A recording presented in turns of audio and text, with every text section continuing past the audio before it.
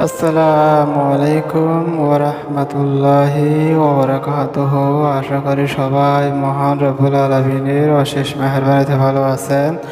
ইনশাআল্লাহ আপনাদের দোয়ায় আমি অনেক ভালো আছি। আজকে আপনাদের জন্য এমন একটি আমল নিয়ে হাজির হয়েছি যে আমলটি যার জন্য করবেন সে যদি 100 বছরের পুরাতন শত্রু হয়, 100 বছরের তো মানুষ বর্তমান সময়ে বাঁচেও না অনেক সময়।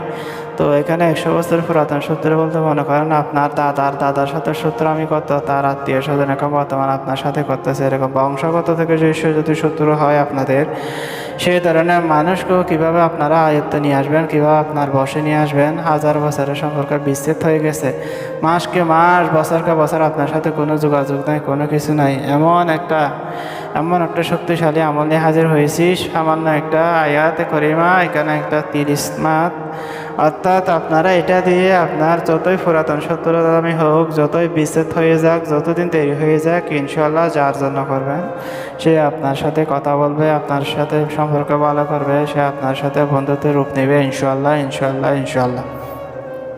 তো আমলটি করার পূর্বে অবশ্যই আমার মন থেকে অনুমতি নিতে হবে। আমি সেই সমস্ত ভাইদেরকে অনুমতি দিব।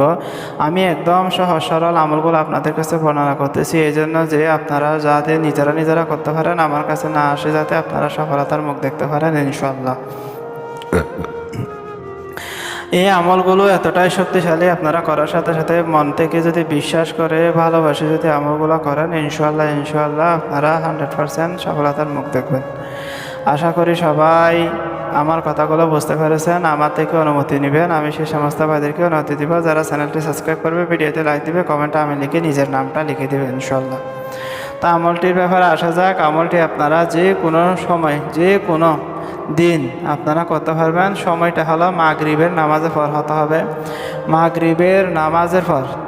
এই আমলটি যার জন্য করবেন তার নামের উপর কি করবেন, এই আয়াতটি আপনারা পড়বেন। আপনাদেরকে আমি আয়াতটি সম্পর্কে জানাচ্ছি, এটা হলো কদ শাগফাহা মাহাব্বাতান ইয়া ওয়াদুদ। আমি আপনাদেরকে একটা বাংলার মধ্যে লিখে দিচ্ছি জিনিসটা, অনেকে হয়তো আরবি এটা পড়তে পারবে না।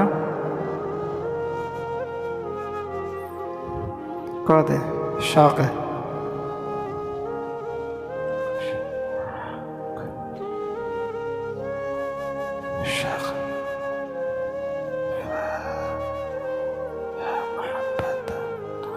মুহাব্বাতান, কদ শাগফাহা মুহাব্বাতান ইয়া ওয়াদুদ, ইয়া ওয়াদুদ।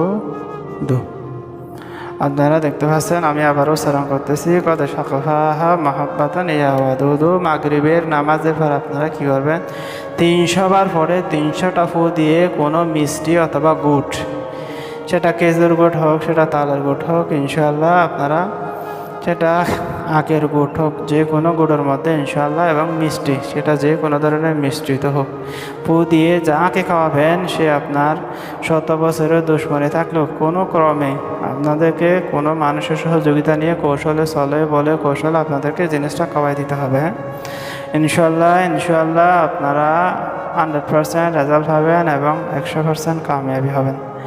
আমি আশা রাখি আপনারা আমলটি বুঝতে পেরেছেন। বন্ড থেকে দূরে থাকবেন, বন্ডদের কাছে না গিয়ে সহজ সরল আমলগুলো করেন, আল্লাহ অবশ্যই আপনাকে সফলতা দান করবে। আশা করি সবাই ভালো থাকবেন, আমার জন্য দোয়া করবেন যাতে সামনে আপনাদের জন্য আরও রহস্যময় গুপ্ত আমল নিয়ে হাজির হতে পারে।